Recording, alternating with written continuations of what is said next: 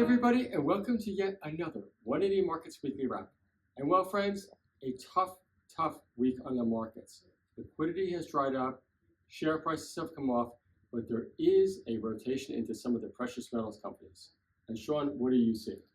Red, blood on the screen. Every morning I wake up hoping for a bounce. Every morning the Dow's been red. One thing I'm happy about is this has been quick, and hopefully there will be a bounce soon. Greg, you mentioned about a biotech fund exiting our market. Tell us more. Yes. Friends, if you read back about March 5th on the tape, you will notice a lot of biotech companies had large sell-offs. Companies like Actinogen, Opthea, and many more. Clearly, there was a liquidation program going on in that biotech space, and it's certainly something to watch for bottom picking and also any kind of sharp bounces. A few placements this week, a few movers. Let's take a look at the screen. On the 180 Markets platform, we've got GT1, who conducted an underwritten rights issue. 4 cents a share they went out to raise, and they've got most of that underwritten. The price before the raise was 5.8. RML, interesting raise. They raised money at 1.1 cents with a free 1.8 cent option. In the end, they raised 1.7 million. They went out to raise 1 million, and a lot of broker options and shares that we won't really discuss that. BCA, Black Cat. Yes. Greg, you follow that one closely, don't you? Yeah, Black Cat Syndicate, a near-term gold producer who unfortunately came back to the markets again this week, Sean. And hopefully this will be the final capital raise before production, but we have heard that story unfortunately before. Serial raiser, aren't they? Yeah. The only good thing, if there is one, is that the raises have been at higher prices. And what price was the last raise at, Greg? It was considerably lower. Gold prices are lower, and we can say also, Sean, that they should be one step now closer to production. Good luck. Black Hat. Trivax, yes. TRI, at the money raise, they raised at 1.5 cents. I'm pretty sure there were options. Yep, 2.5 cent options. I remember the last raise Trivax did, the share price went up a lot after. So hopefully for all new investors, it does the same thing again. And David and Kai, well done there. Variety, don't know how you pronounce it, I just know the code, VRL. This was repriced down to 1.2. They were obviously struggling, but in the end they got there. I actually think they raised more than $1 million, Greg. They did. They have got a market cap of only $2 million, so great to see them getting the money in. Only 300 of that will be in the first tranche, but a lot in the second tranche. Global Uranium is not one that I follow closely. Do you know much about this, Greg? I don't, unfortunately, either. Sorry, Global Uranium, but best of luck to all those that took. The first mover we'll look at is Metals X, MLX, up 23% today. Wow. Now, we don't know why. I just can't work out why it's up so much. This is a tin company, and there's not many tin companies around. They also have got a copper project.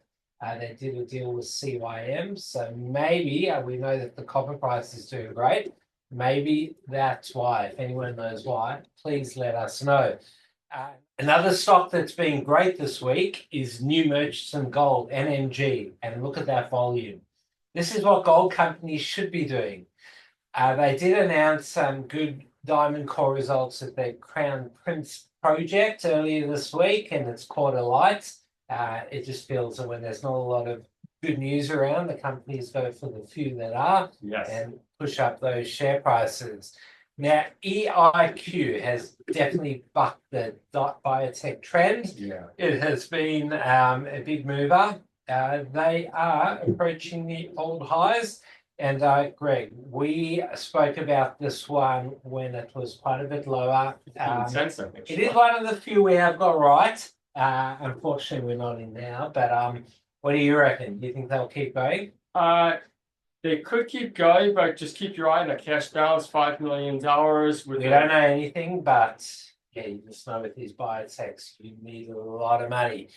Downs, my portfolio, blood on the streets. Every stock of mine's red. How's yours gone, Greg?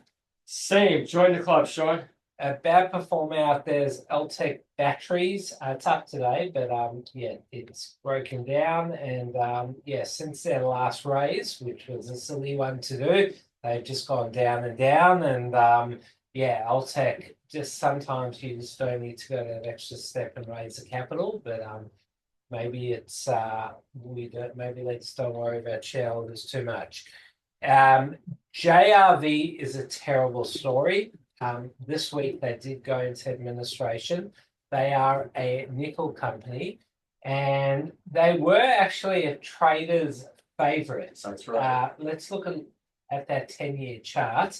So they had some massive moves, and yeah, I remember down here, 2017, when yeah, the market was pretty hot and it went on a crazy run, and we thought it never repeat that because it did fall, and then even crazier in the post-COVID days. That's right. The stock had a massive run. So yeah, that's they obviously didn't take advantage of that and get enough cash in, and yeah, gone into administration. It's all over, and shareholders have lost a lot of money there. That's right.